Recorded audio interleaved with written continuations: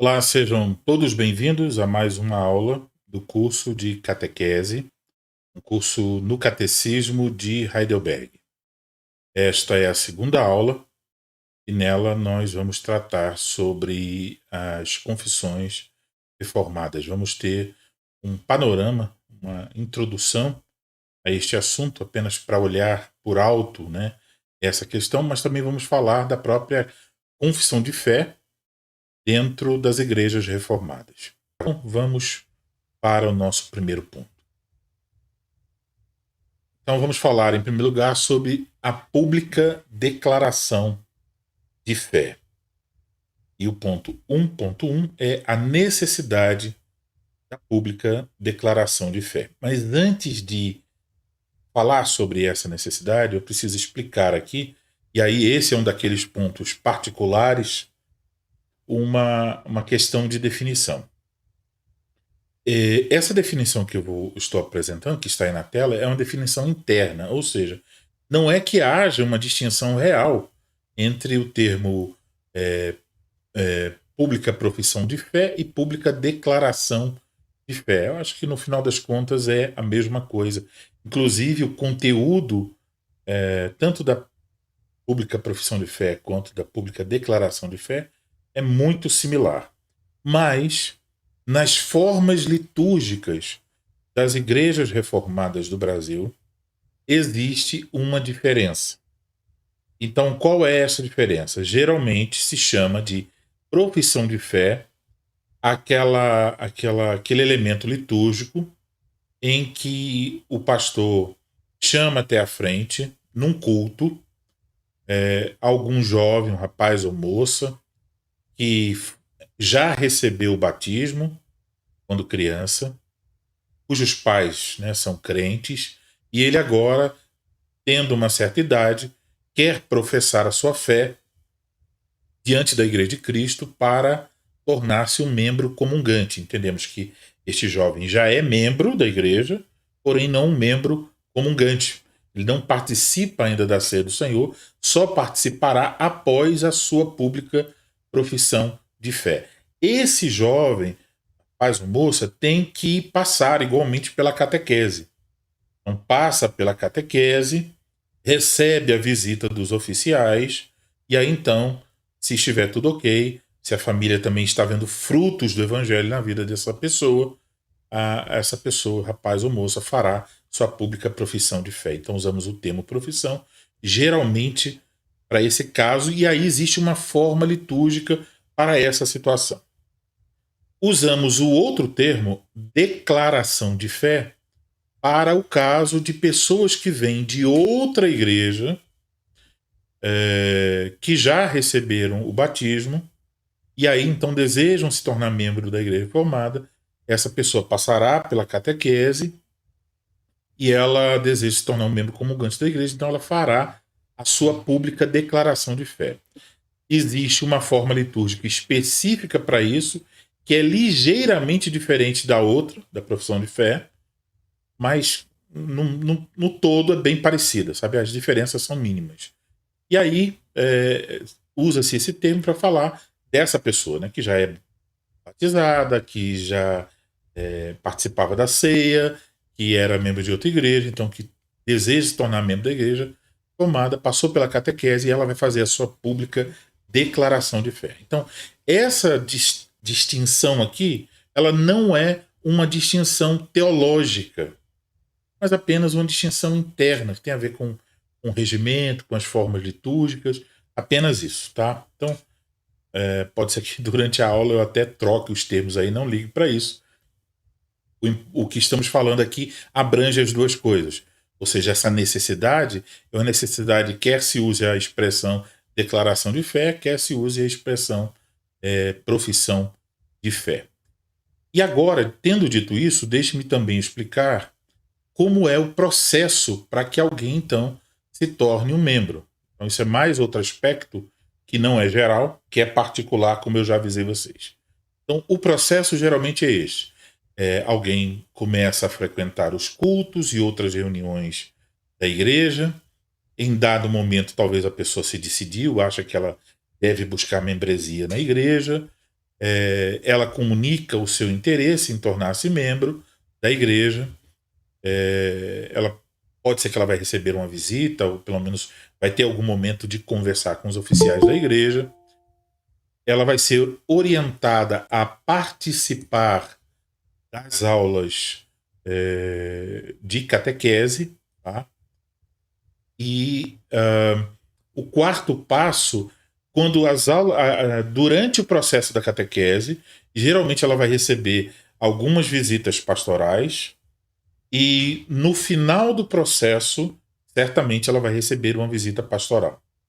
Quando eu digo pastoral, estou me referindo da perspectiva reformada, ou seja, quem são os pastores da igreja? O ministro é um pastor, mas os presbíteros também são. Então, essa visita pastoral pode ser a visita do ministro com um presbítero ou a visita de 2 presbíteros. Tá? Então, ainda será uma visita pastoral, porque cremos que os presbíteros são pastores tão quanto o ministro da palavra é. Apesar que geralmente só ele acaba ganhando esse título, mas os presbíteros são pastores tão quanto. Então, durante a catequese e principalmente no final dela, a pessoa que deseja se tornar membro, ela vai receber então uma visita. Já já eu digo o que é tratado nessa visita. Depois da visita, esses oficiais eles vão emitir um relatório, apresentar ao conselho da igreja e, se não houver objeções ali no conselho da igreja, vai para o quinto passo. O quinto passo será feito na igreja um anúncio dizendo: o irmão fulano de tal deseja se tornar membro da igreja, se não já recebeu a visita, se não houver nenhuma objeção, ele será recebido no dia tal. Então esse aviso é feito por 2 domingos, porque permite então que qualquer membro da igreja que conheça aquela pessoa e que talvez saiba de alguma coisa que o conselho não sabe, possa então se pronunciar para que a pessoa não seja recebida. Vou contar aqui um exemplo. Uma pessoa estava para ser recebida como membro da igreja e uma pessoa então nos comunicou o conselho: olha, eu estou tratando um problema pessoal com essa pessoa. Estou no meio de um tratamento, nós tivemos aí uns problemas e eu estou tratando com essa pessoa. E aí procuramos a pessoa e a pessoa disse: realmente nós estamos resolvendo isso ainda. E aí então dissemos: bom, já que tem essa situação não resolvida, aconselhamos que primeiro se resolva para que depois você se torne então membro da igreja. E aí foi o que aconteceu. Então atrasou o processo, né? Porque essa comunicação foi feita já no segundo aviso, a pessoa comunicou, então acabou atrasando aí mais uma semana. Mas eles se sentaram, conversaram, resolveram. O irmão veio e procurou: já está tudo resolvido. E aí o processo continuou normalmente. Então, esse processo ele acontece na entrada, porque então se a pessoa se torna membro e amanhã alguém vai dizer assim: receber essa pessoa, não era para receber, nenhum membro vai ter direito de dizer isso, porque se ele disser, quem vai ser chamado a atenção é ele, porque ele teve a oportunidade de apresentar uma objeção e não apresentou. Porém, a objeção tem que ser uma objeção bíblica, né? Ou seja, tem que ser uma objeção válida. Porque eu não gosto que a pessoa torce pro Corinthians. Aí não pode ser membro daí. Não, tem que ser uma objeção válida. A mesma coisa acontece quando a pessoa vai sair. Se ela vai para uma outra igreja fiel, então ela vai receber a recomendação, né? Se for para uma igreja infiel, ela não vai receber recomendação, possivelmente, até possível que saia sendo disciplinada. Está negando a fé. Mas se ela foi para uma igreja fiel, então ela vai receber novamente esse processo. Antes de sair, recebe uma visita para verificar se está tudo ok com aquela pessoa e a igreja, os oficiais, etc. Depois, o nome da pessoa é anunciado por 2 domingos, porque caso algum membro da igreja esteja tratando alguma coisa ou tenha problemas com aquela pessoa, tem que resolver antes dela deixar de ser membro. E aí trata, porque depois que a pessoa for embora e alguém chegar e disser assim: poxa vida, deixar, a pessoa foi embora e estava com esse problema assim, assim, assim, aí vai ser novamente repreendido. Você teve a oportunidade e não falou, então pare de fofoca, porque a igreja não é lugar para esse tipo de coisa.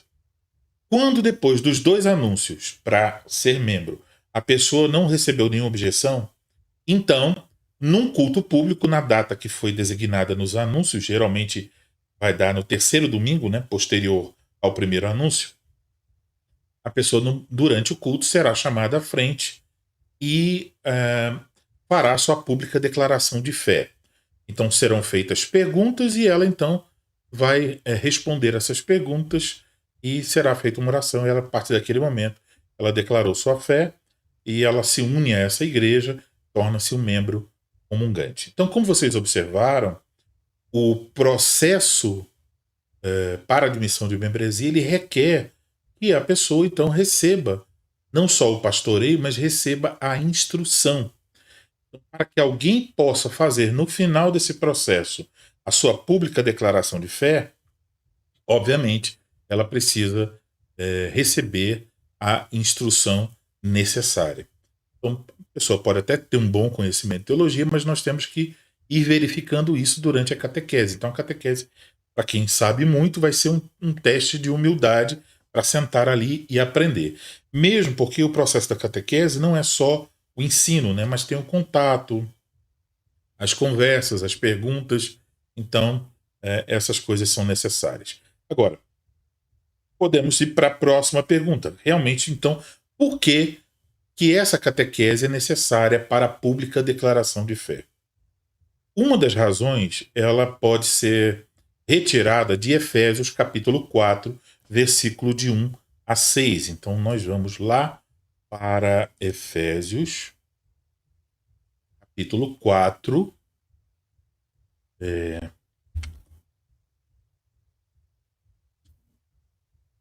versículos de 1 a 6. Quando eu acabar com esse texto aqui, se por acaso eu esquecer de voltar para o slide, vocês me avisem, porque às vezes eu cometo esse erro aí. Então vamos observar aqui Efésios 4, de 1 a 6. Rogo-vos, pois eu, o prisioneiro no Senhor, que andeis de modo digno da vocação a que fostes chamados, com toda a humildade e mansidão, com longanimidade, suportando-vos uns aos outros em amor, esforçando-vos diligentemente por preservar a unidade do Espírito no vínculo da paz. Então, notem aqui que o apóstolo Paulo menciona aqui a unidade do Espírito. Então, quem é que promove a unidade entre os membros da igreja? Quem a promove é o Espírito Santo. Então, não é que nós criamos essa unidade, não é que nós podemos montá-la ou elaborá-la pela nossa própria capacidade, mas ela é uma obra, a unidade entre os membros da igreja, entre si, e os membros da igreja como cabeça do corpo, que é Cristo, é uma obra do Espírito Santo. Ele age na igreja para unir os membros entre si e unir os membros todos com o cabeça, unir esse corpo com o cabeça, que é o Senhor Jesus Cristo. Mas aqui se diz que nós devemos nos esforçar por preservar.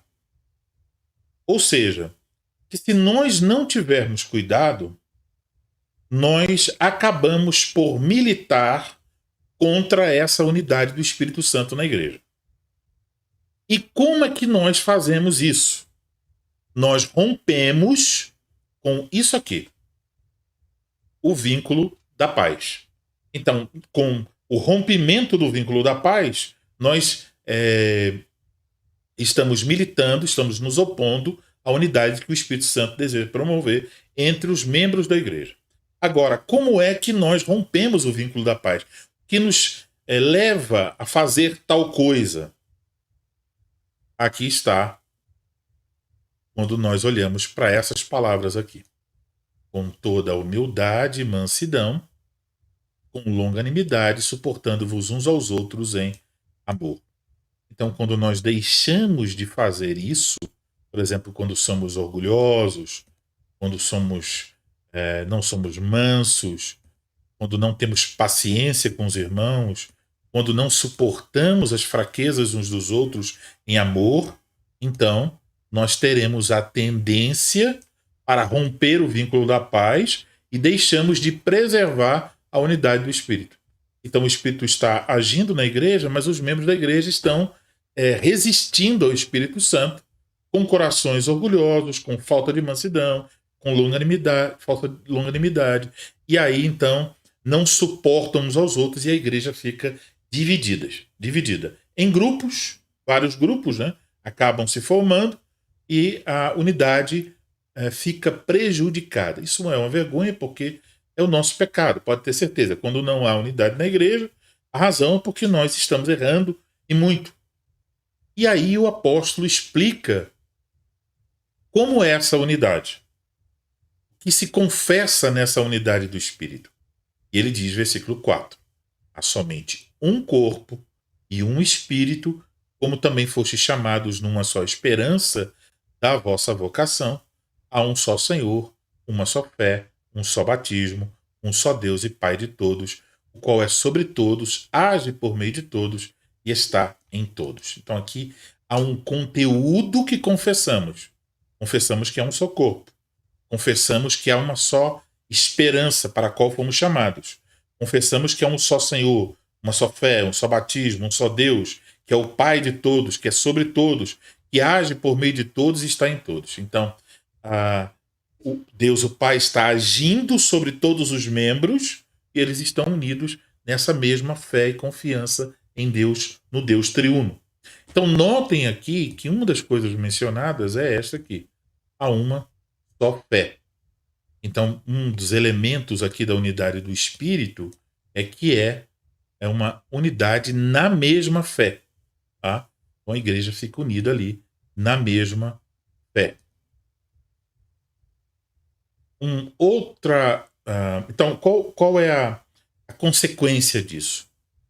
A consequência dessa unidade do Espírito na mesma fé é que em todas as questões essenciais, os membros da igreja devem possuir a mesma fé. E haja, então, essa verdadeira unidade do Espírito.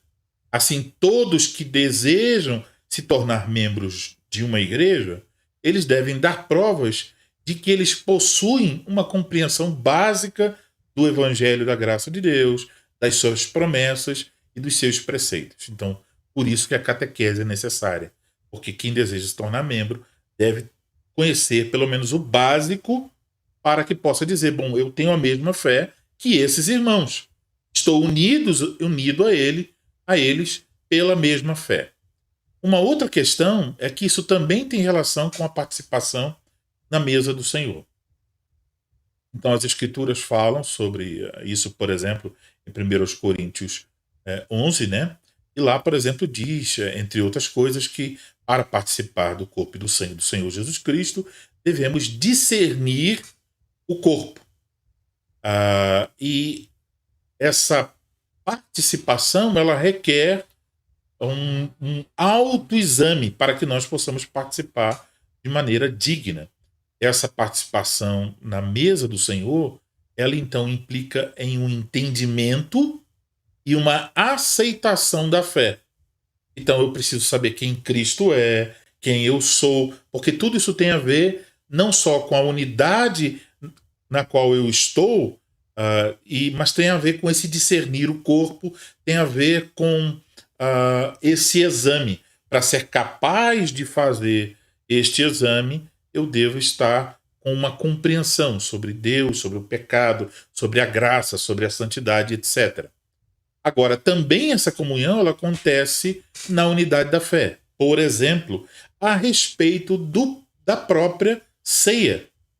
Então, para uns, a ceia é apenas um memorial.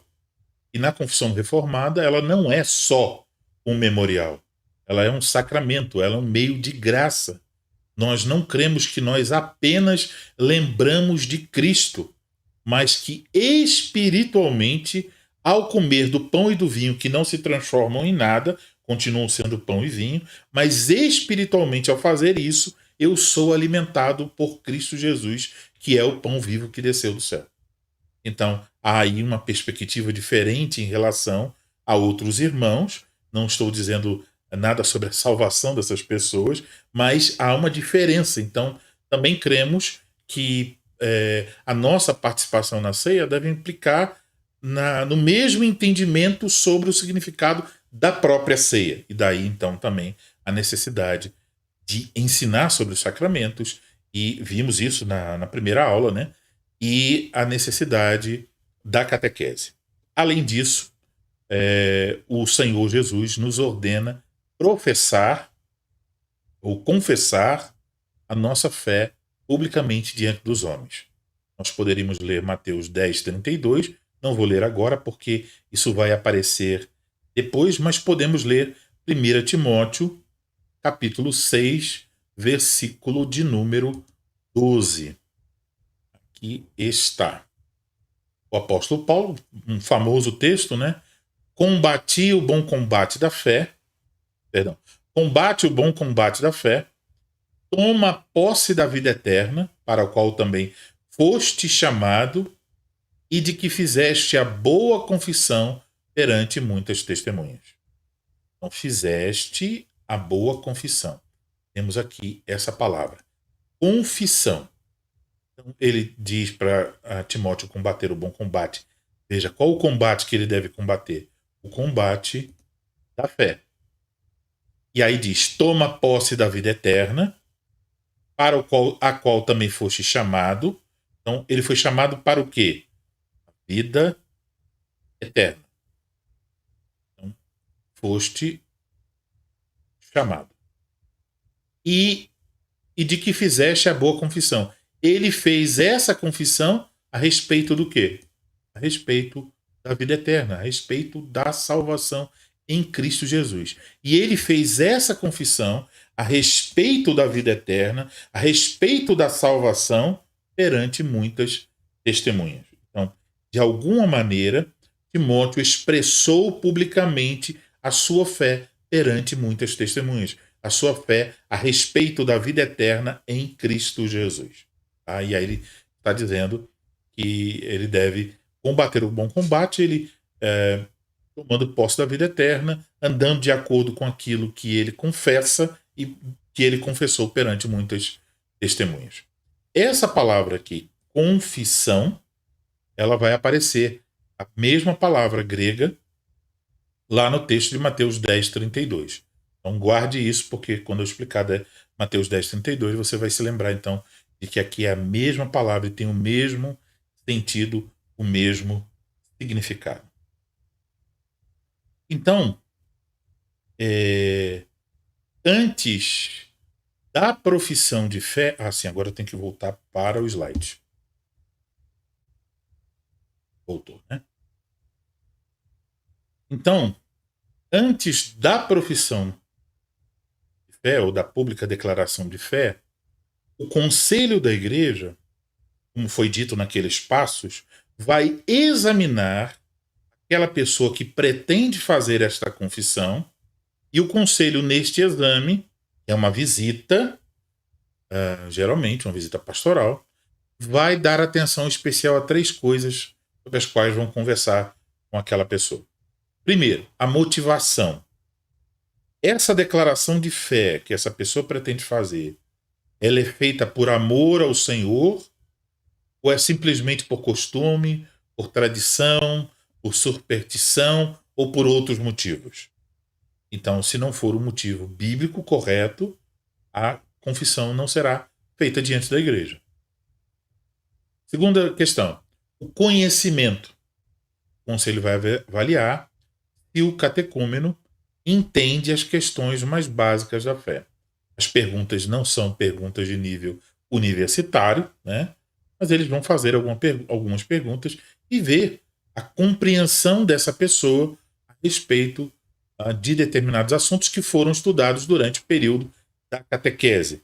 Então, nesse caso, o que está se avaliando não é a quantidade de conhecimento, mas a qualidade. Então, nos assuntos mais básicos, se essa pessoa realmente tem alguma compreensão sobre isso, né? Então, vamos supor que a pessoa chegasse na visita, né, e dissesse, os presbíteros perguntassem, os pastores perguntam, é, irmão, você tem certeza da sua salvação?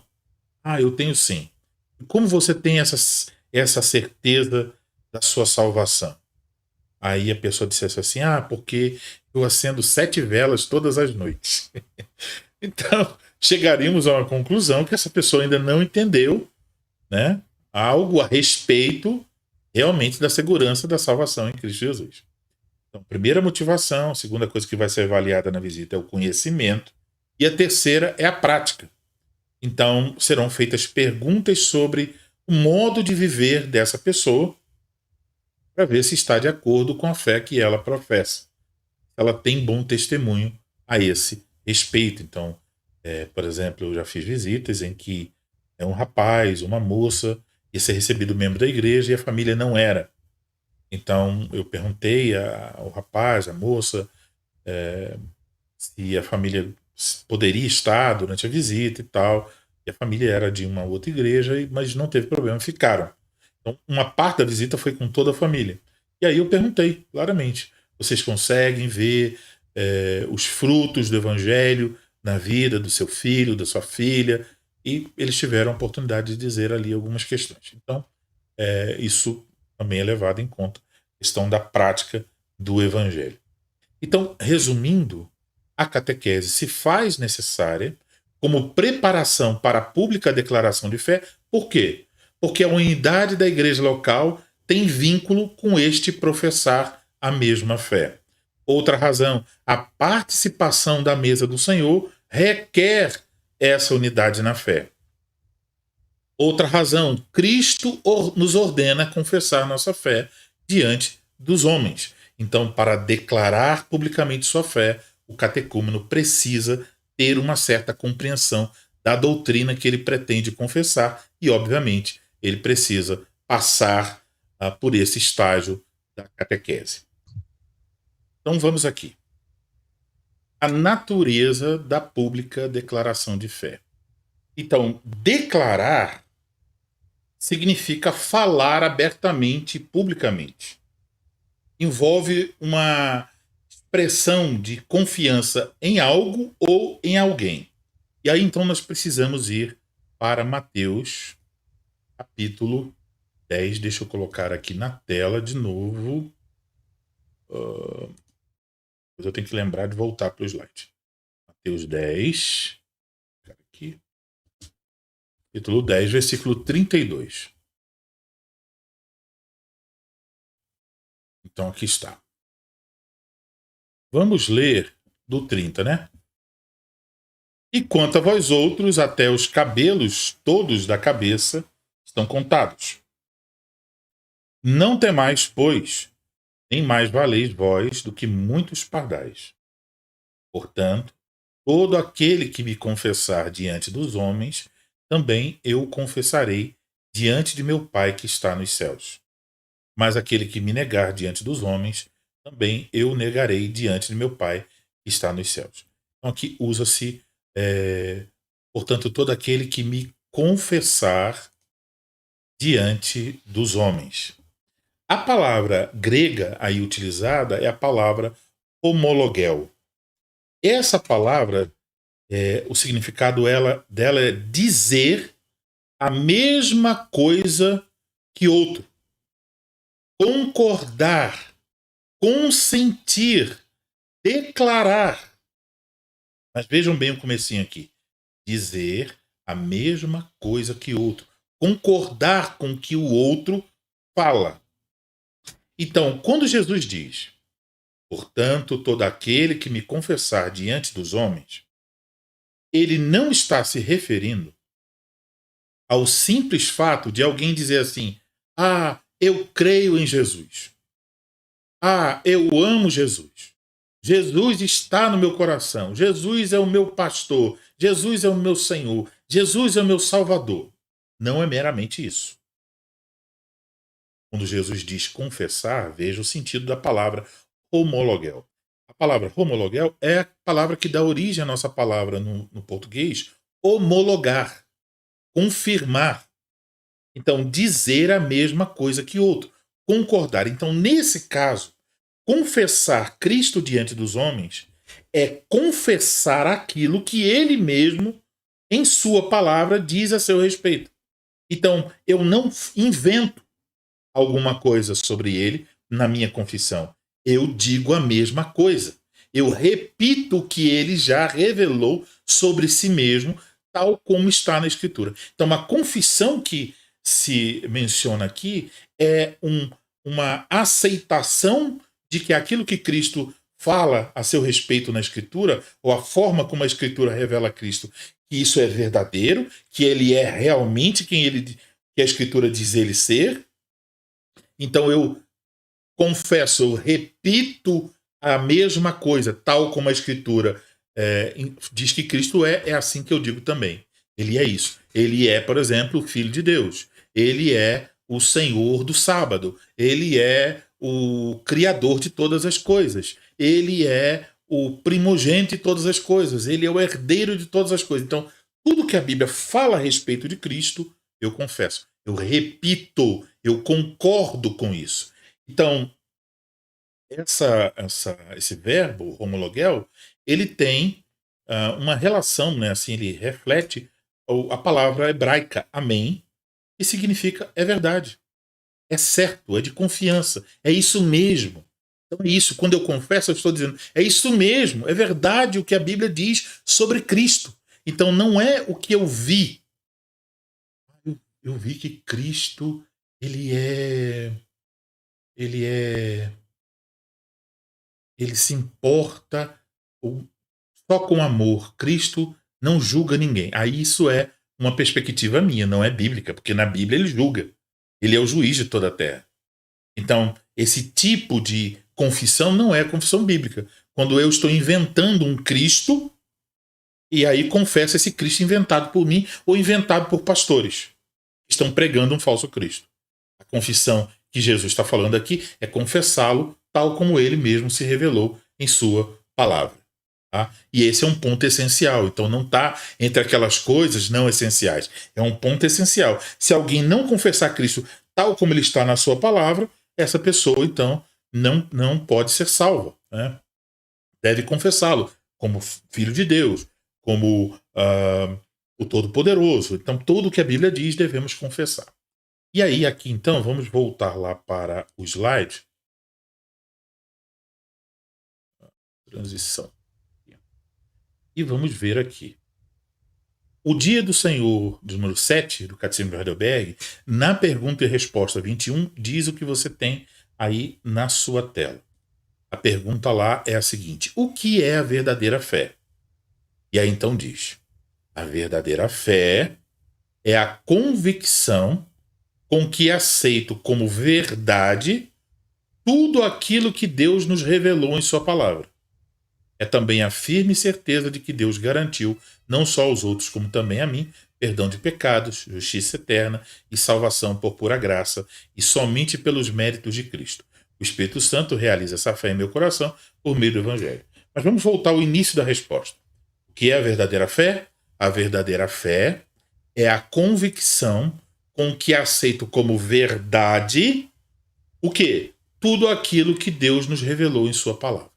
Então, Deus revelou, eu aceito como verdade, e se eu aceito como verdade em meu coração, como diz Romanos 10, né? Então quem crê com o coração, confessa com a boca. Isso é o resultado aqui para o qual nós devemos atentar. Um outro documento, então, que podemos observar é a forma litúrgica, que eu mencionei anteriormente, né? Usada para a pública declaração de fé.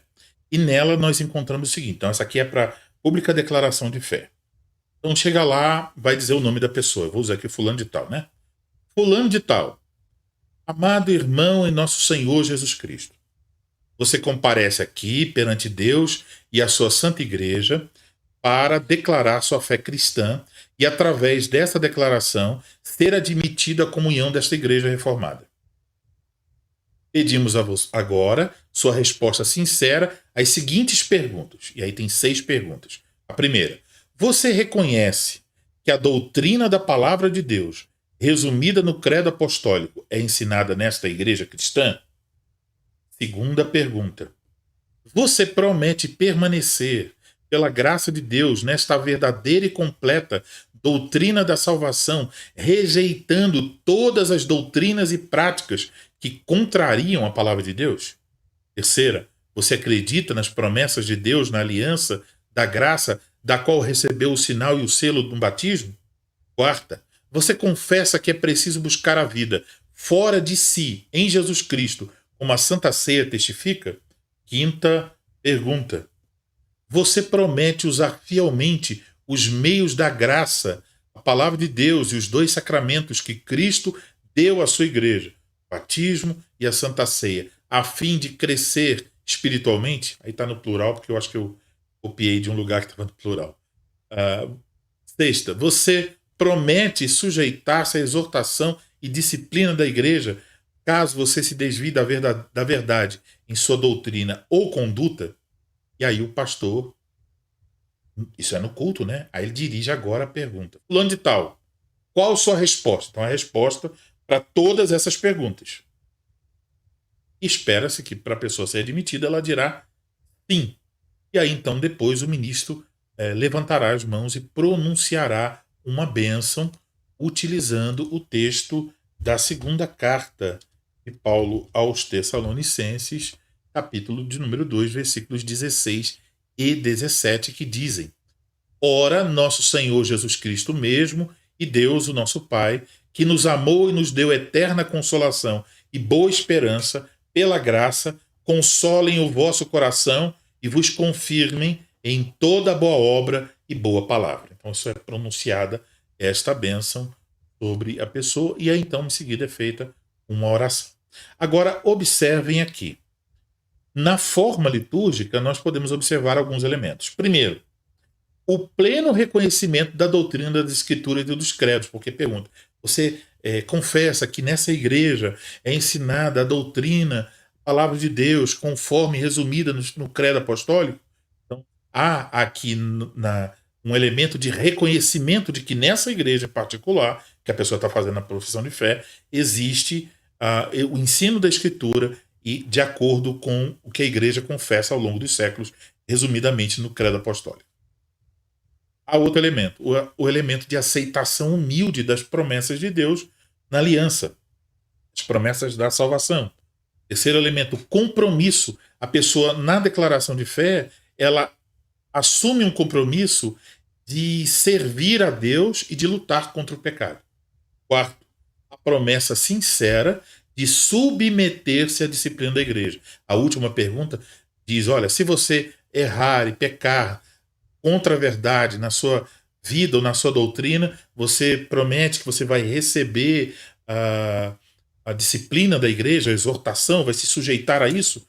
E a pessoa então faz essa promessa, que é um voto. Então tem reconhecimento, aceitação, compromisso e promessa quando a pessoa faz essa pública declaração de fé.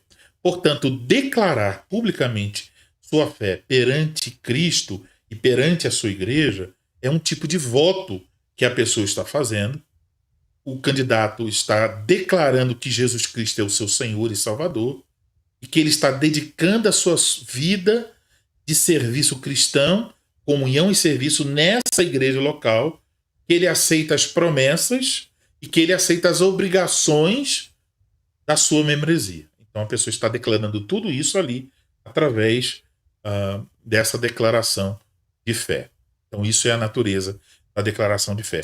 Repetir aquilo que a Bíblia diz a respeito de Deus, Pai, Filho e Espírito Santo, e fazer essa declaração de reconhecimento, aceitação, compromisso e promessa ao fazer a pública declaração de fé. Então faz esse voto perante Cristo e perante a sua igreja. Ou seja, se quebrar esse voto, essa pessoa então vai receber a punição do próprio Senhor. Ela está fazendo um voto. Se ela quebra esse voto, sendo infiel à verdade, ela vai estar sendo responsabilizada.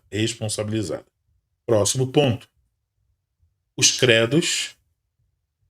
Então, ao longo da história, nós vamos falar primeiro sobre a natureza dos credos, né? Ao longo da história da igreja, ela tem resumido e defendido a doutrina das escrituras em suas confissões e credos. Então agora nós vamos observar os credos e as confissões reconhecidos e utilizados nas igrejas reformadas. Não quer dizer que são os únicos corretos, tá? Nós prezamos muito, por exemplo, pelos padrões de Westminster, mas não são, e eu vou explicar já já essa diferença. Então aqui é a natureza dos credos. Nós podemos observar aqui aquilo que está no preâmbulo do regimento das igrejas reformadas do Brasil. Então, como eu já disse, as igrejas não são uma denominação, são uma confederação de igrejas e o regimento regula a relação entre essas igrejas.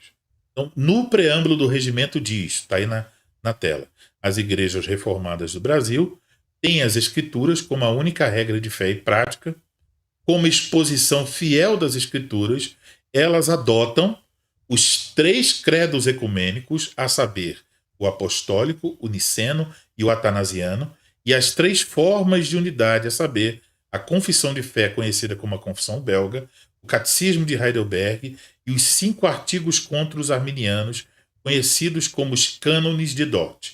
As escrituras, 1 Coríntios 14:40, ensinam que na Igreja de Cristo tudo deve ser feito com boa ordem. Para isto é útil ter um regimento. Este regimento só adota regras ensinadas na Bíblia e regras necessárias para efetuar a boa cooperação entre as igrejas. Aqui, quando diz ensinadas na Bíblia e regras necessárias, quer dizer que só o regimento procura colocar apenas regras necessárias que sejam ensinadas na Bíblia. Não são 2 coisas diferentes, mas a mesma coisa. Nesse preâmbulo, nós podemos observar 2 coisas. A primeira, o preâmbulo deixa claro: a Escritura é a única regra de fé e prática. Qual o papel dos credos e confissões? Aí diz que as confissões são exposições fiéis das Escrituras. Então, a Escritura é a única regra e as confissões e credos são apenas exposições, explicações daquilo que ensina a Escritura. São resumos do ensino bíblico. Portanto, os credos e confissões, eles não pretendem ser um tipo de complemento ou de acréscimo às Escrituras. Eles servem apenas como resumo do ensino das Escrituras. Eles não ficam acima e eles não ficam do lado. Eles ficam abaixo, subservientes à Escritura, porque a Escritura é a palavra de Deus. E os credos e confissões são documentos humanos feitos pela Igreja de Cristo e confessados pela Igreja de Cristo.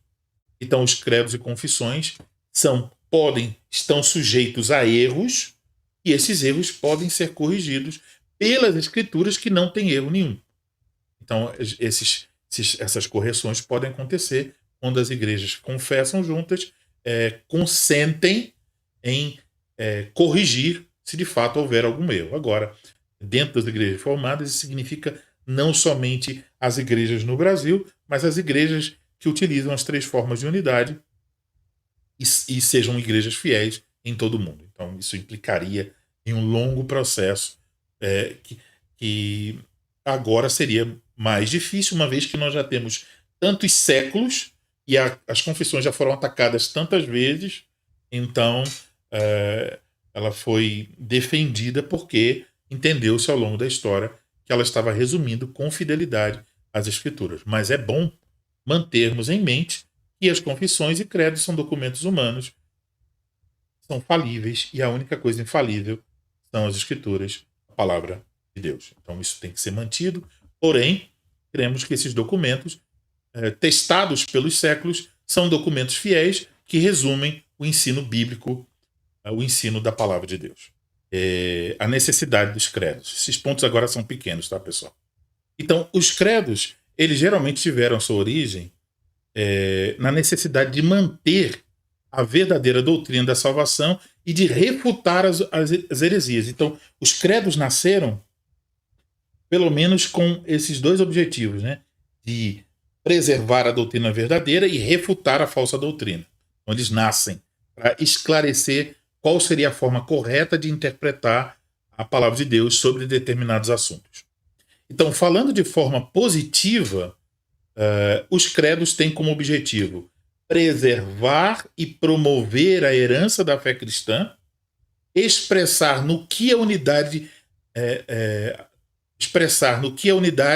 da verdadeira fé, o que é a unidade da verdadeira fé, na qual a igreja está unida. Então, eles promovem, preservam e expressam qual é a fé na qual a igreja está unida. Então, juntando tudo, tem defesa, eles servem para a defesa da fé, eles servem para a promoção da fé, para ensinar, para levar adiante, eles servem para saber qual é a expressão da unidade da igreja, e tudo isso. Então, defesa, promoção e expressão da verdade. Então, a necessidade dos credos tem esse vínculo com ensinar a verdade, mantê-la e preservá-la, e defender contra as heresias, promover a verdade e expressar a união da igreja na verdade. Esse é o nosso ponto 2. Vou mencionar aqui agora brevemente sobre os credos, né? Então, no preâmbulo do regimento, encontramos uma referência aos credos ecumênicos.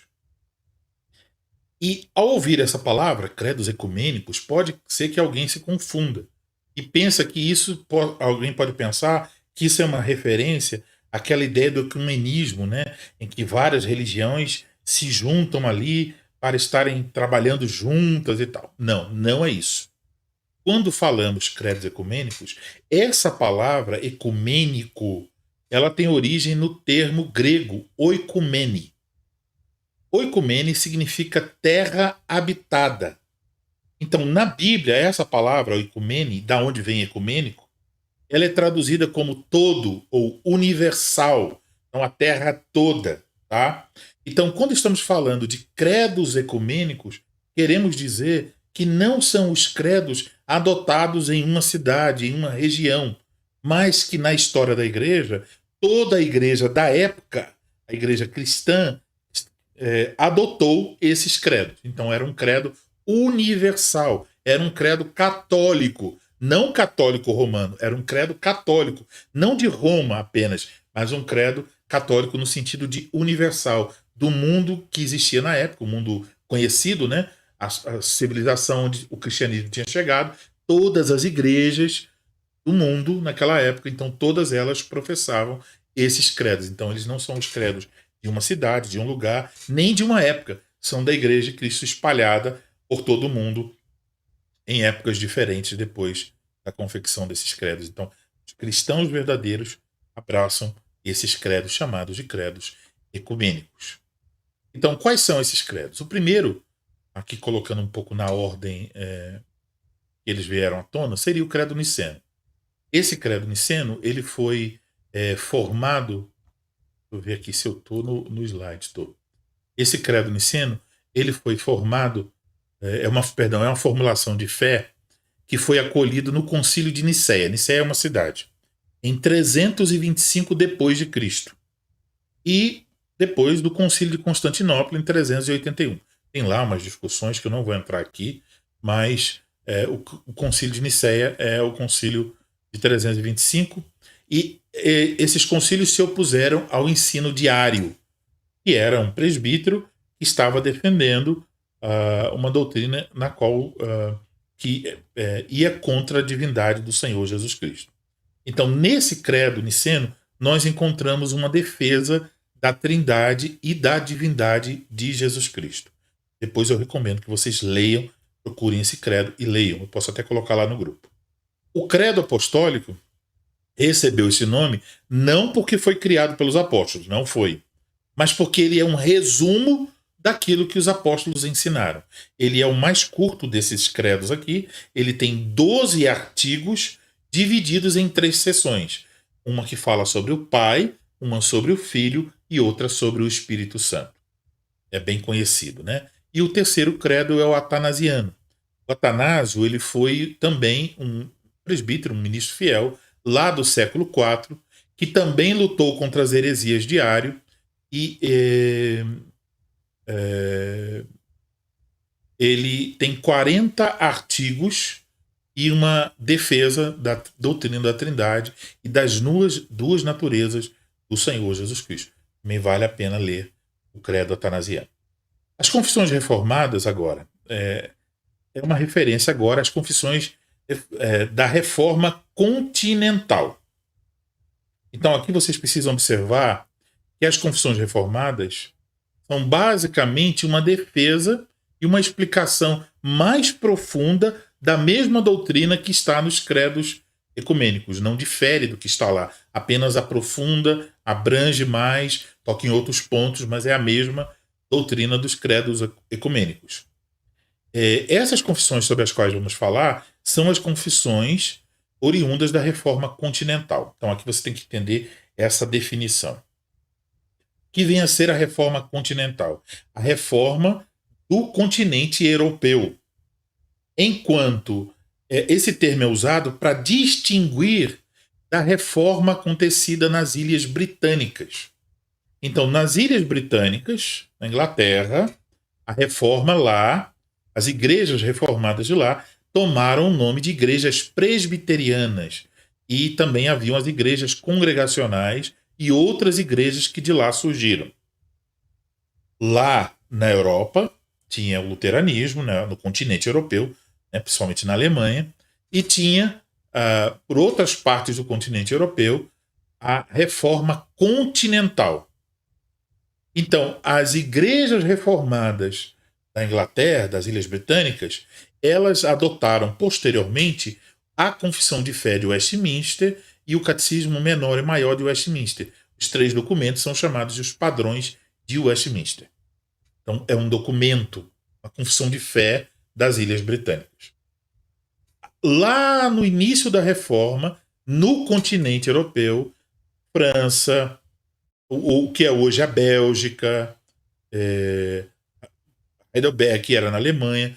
Então, lá no continente europeu, que envolve a Holanda, envolve França, a Itália e outros países, tá?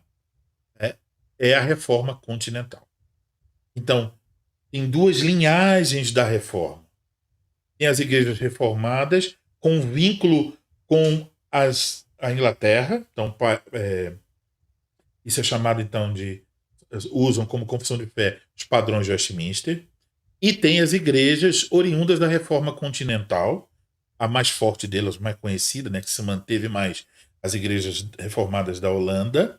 Então, mandaram missionários para o mundo inteiro, obviamente, e aí então tem as igrejas de origem continental. Então você tem igrejas reformadas presbiterianas, igrejas reformadas que só levam o nome de reformadas porque são reformadas continentais.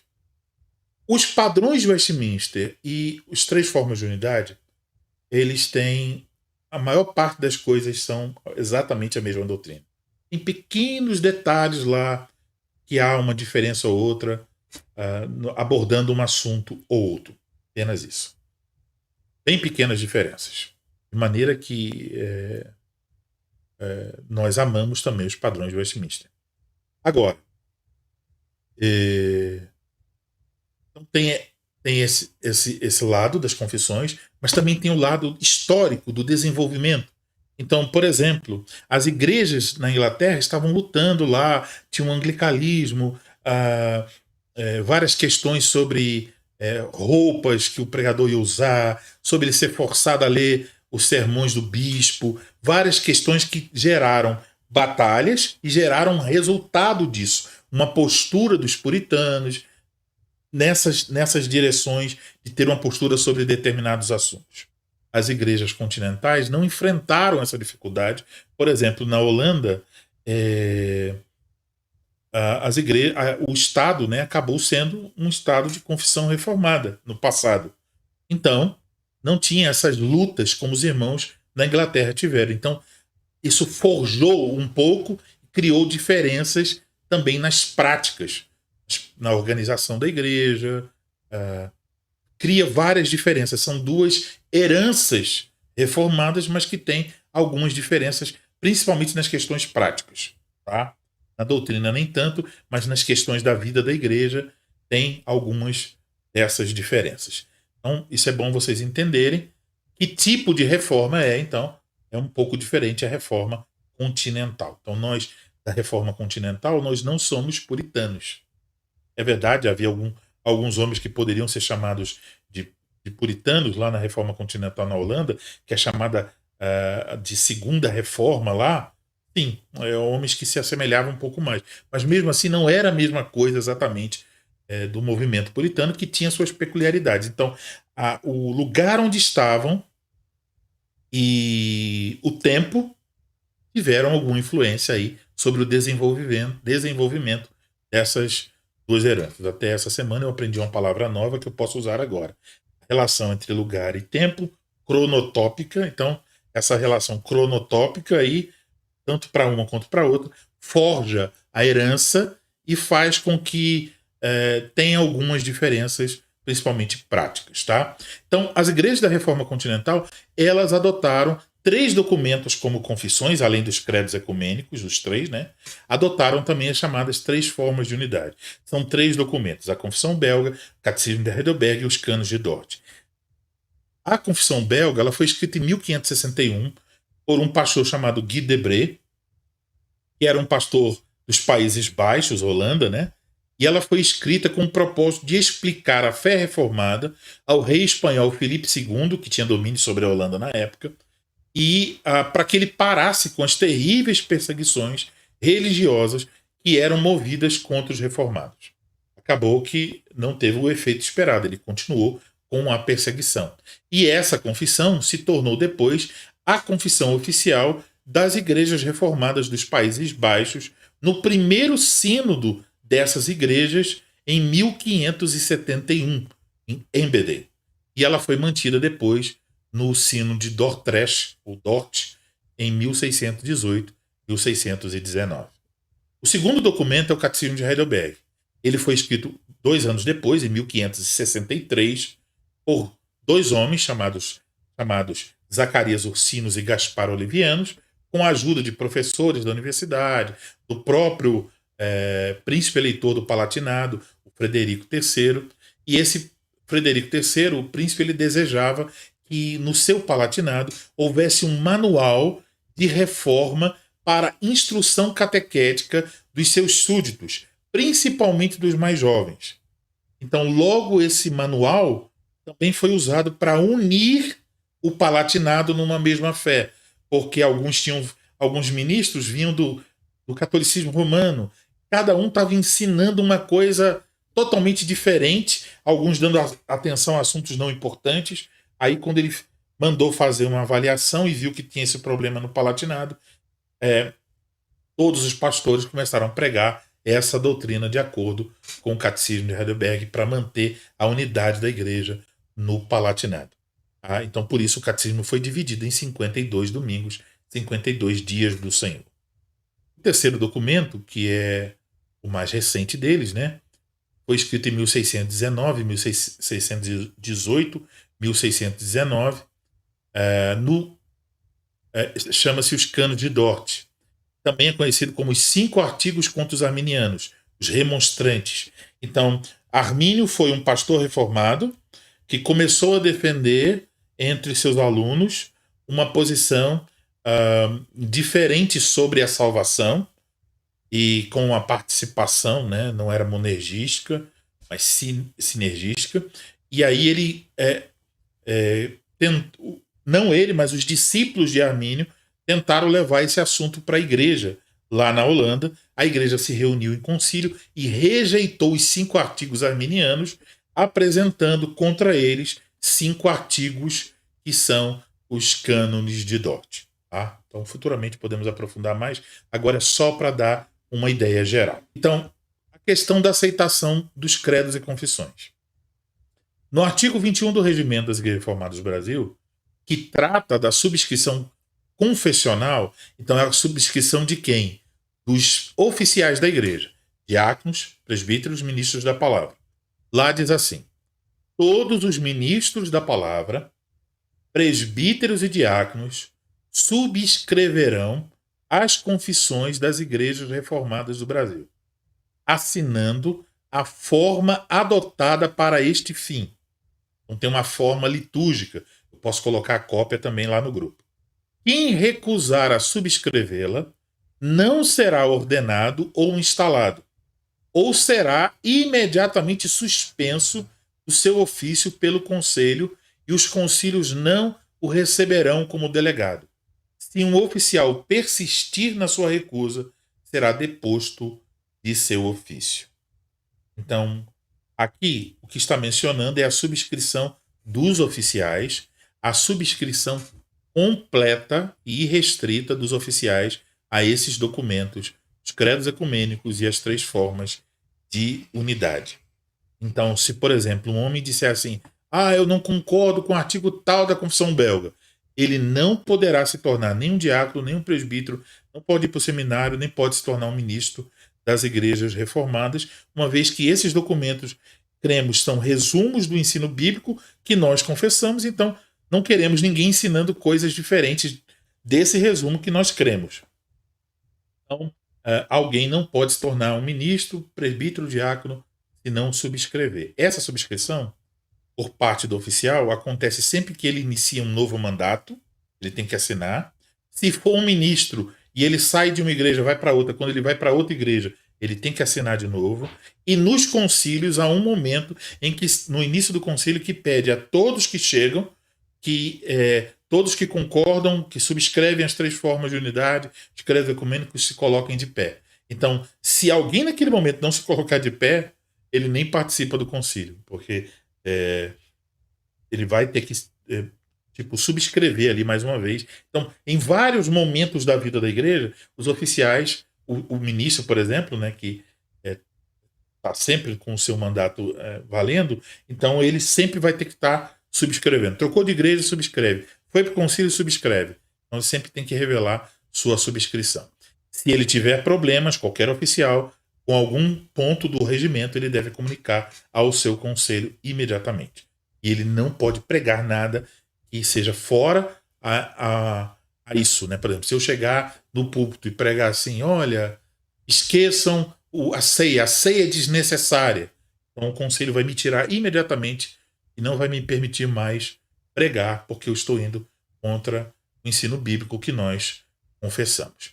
Agora, a pergunta é o seguinte, e a situação dos membros?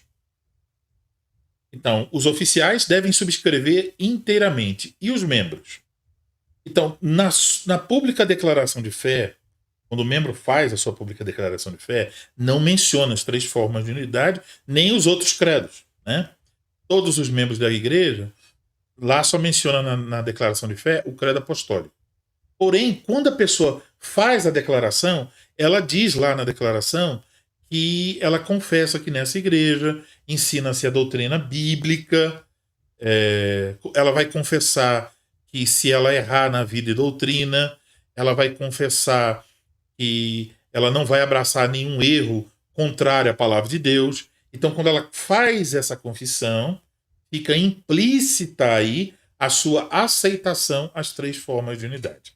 No final do processo da catequese, na visita, o ministro, o presbítero, vai perguntar à pessoa: você leu, pelo menos, se estudou só o catecismo, você leu a Confissão Belga e os Candidotes? Deve ler.